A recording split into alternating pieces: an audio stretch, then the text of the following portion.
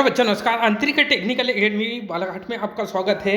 आज बहुत ही अच्छी बिग जो अपडेट सामने निकल के आई है, Madhya Pradesh power generating company limited के माध्यम से एक बहुत ही बड़ी भर्ती जो है वो निकल के सामने आई है। और आज ही की डेट में मतलब ये है कि बहुत मज़ेदार पद जो है वो रेगुलर पद हैं, ये जो आप देख सकते हैं। बहुत ही अच्छी भर्ती आपके लिए, मतलब ये है कि बैक टू बैक आपके लिए भर्ती ये वाला साल बहुत ही अच्छा रहने वाला है।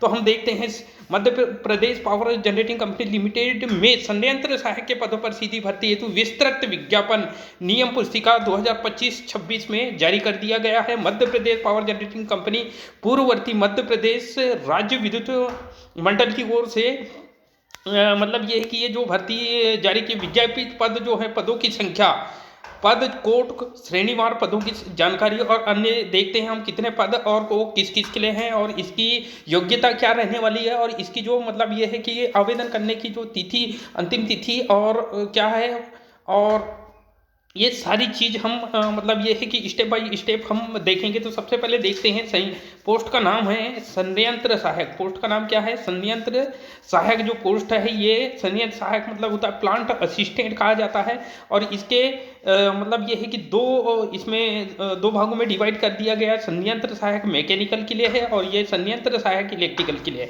तो पद कोड इसका जो है, संयंत्र सहायक मैकेनिकल का पद कोड P01 है और नियमित प्रकार की ये भर्ती है। इसमें श्रेणीवार पदों की संख्या हम देख लेते हैं। तो जनरल UR मतलब होता है जनरल के 14 पद हैं और ST के 9 पद हैं, ST के 11 पद हैं और OBC के 14 पद हैं और EWS के 5 पद और कुल मिला के इसके 53 पद इसमें दिया गया है। संयंत्र सहायक इलेक्ट्रिकल इसका जो पद कोड का नाम है P02 नियमित रेगुलर भर्ती है ये भी।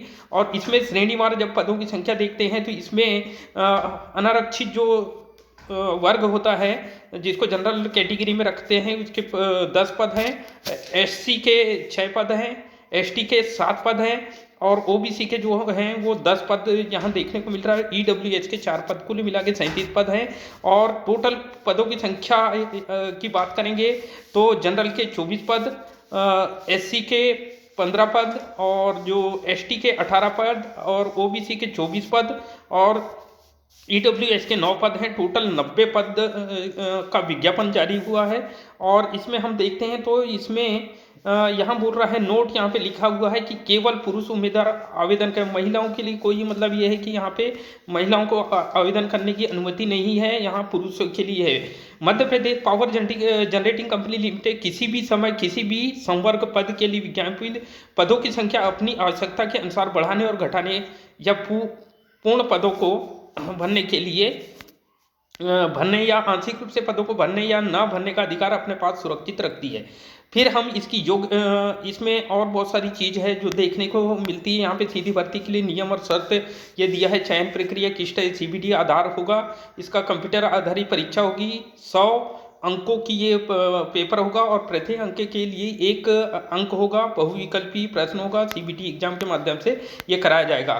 फिर उसके बाद लिखित परीक्षा के बाद हम देखते हैं इसमें कि इसकी जो मतलब आवेदन शुल्क की बात करते हैं तो इसमें आवेदन जो है अनारक्षित वर्ग के लिए जो आवेदन शुल्क है, अनारक्षित वर्ग के लिए आवेदन शुल्क है 1200 रुपये पे करना होगा। मध्य प्रदेश के मूल निवासी, अनुसूचित जाति, अनुसूचित जनजाति और अन्य पिछड़ा वर्ग के लिए 600 रुपये रहने वाले हैं। ठीक है, और आगे हम देखते हैं इसमें कुछ मतलब ये है कि किस नेट बैंकिंग के माध्यम से आवेदन आप कर सकते हैं। ठीक है, आवेदन कैसे करें तो MP ऑनलाइन के माध्यम से आप आवेदन कर सकेंगे। इसकी वेबसाइट पे जाना पड़ेगा और वहाँ से आवेदन करने के निम्न दस्तावेज देख लेते हैं कि कौन कौन से दस्तावेज। 10वीं की अंकसूची होना अनिवार्य है। इसमें 10वीं की अंकसूची, मध्य प्रदेश के निवासी मूल निवासी, जाति प्रमाण पत्र और वैध मान्य और आय संपत्ति का यानी मतलब ये कि आय प्रमाण पत्र भी लग रहा है यहाँ पे और दिव्यांग प्रमाण पत्र भी लग रहा है इसमें। ठीक है, और इसमें आवेदन का मतलब ये कि एक फ़ोटो लग रही है, हस्ताक्षर लग रहा है और आयु सीमा छूट के संबंध में आवश्यक दस्तावेज भी यहाँ पे मतलब ये है कि आपको भरना होगा। फिर इसमें देखते हैं तिथि, ऑनलाइन पंजीयन करने की जो ऑनलाइन पंजीयन करने की तिथि है 1/12/2025 1/12/2025 है ऑनलाइन आवेदन भरने की तिथि है। फिर आवेदन शुल्क भुगतान और आवेदन जमा करने की अंतिम तिथि की बात कर रहा है वो 30/12/2000, यानी कि दिसंबर मंथ में जो है 30/12/2025 को मतलब ये है कि आवेदन जमा कर सकते हैं, ये इसकी लास्ट डेट है। अब हम इसमें पद के बारे में और उसकी योग्यता के बारे में देख लेते हैं।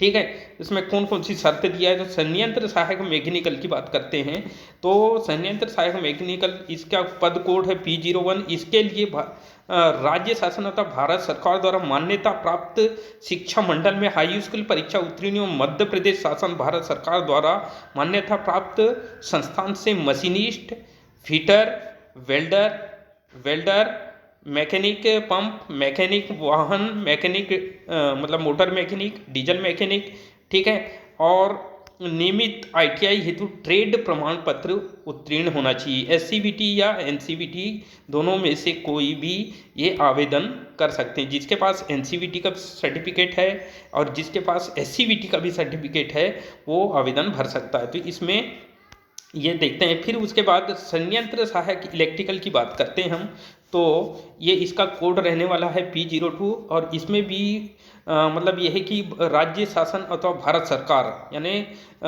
स्टेट गवर्नमेंट और सेंट्रल गवर्नमेंट दोनों के मतलब ये है कि के द्वारा उत्तीर्ण मध्य प्रदेश शासन भारत सरकार द्वारा मान्यता प्राप्त संस्थान से इलेक्ट्रीशियन, ध्यान रखना इलेक्ट्रीशियन के लिए भी है, वायरमैन के लिए भी, इलेक्ट्रॉनिक्स और इंस्ट्रूमेंट ट्रेड में नियमित ITI ट्रेड प्रमाण पत्र SCVT या NCVT आवेदन कर सकते हैं।